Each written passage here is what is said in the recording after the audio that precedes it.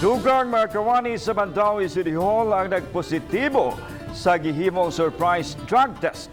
Gikasagmuyo kini sa usa ka opisyal nga unta gipaningkamutan man sa syudad ang drug-free workplace. Ang detalye sa report ni Nico Serino.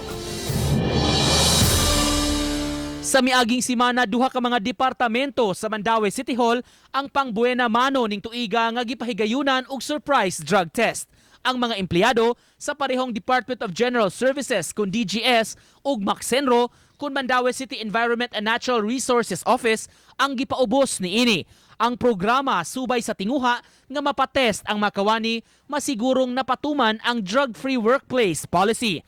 Apan resulta sa screening, 8 sa 405 ka mga natest sa DGS ug duha gikan sa 65 ka empleyado sa Macsenro ang nagpositibo sa testing.